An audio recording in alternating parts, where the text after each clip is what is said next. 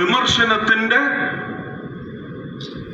ഞാനത് ഞാൻ ചില വാക്കുകളൊക്കെ ഉപയോഗിക്കത്തില്ലേ, അത് ഭാഷയിലെ എൻ്റെ പരിജ്ഞാനക്കുറവ് കൊണ്ട് അങ്ങനെ ഒരു വാക്കായി പോകും. ഉന്നത കുലജാതനൊക്കെ അതാണ്. പക്ഷെ അതിന്റെ സ്ക്രിപ്റ്റ് ഞാൻ ഉടനെ പറഞ്ഞിട്ടുണ്ട്.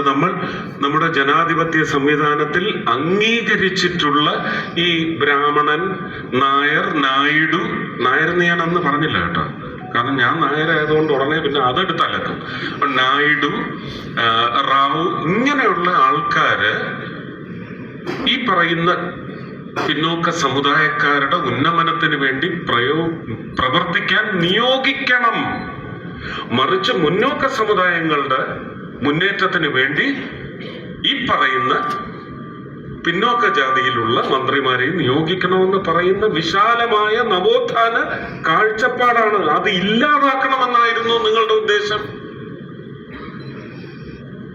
ആണോ? വളരെ വേദനിപ്പിക്കുന്ന, ഒരു പ്രതികാരവുമില്ല. അവരെയൊക്കെ അപ്പൊ തന്നെ നെഞ്ചത്തിങ്ങനെ കൈവച്ച് ദൈവമേ എല്ലാം മ്ലേച്ഛന്മാരാണ് എന്ന് പറഞ്ഞങ്ങ് സമാധാനിക്കും. അത്രയേ ഉള്ളൂ.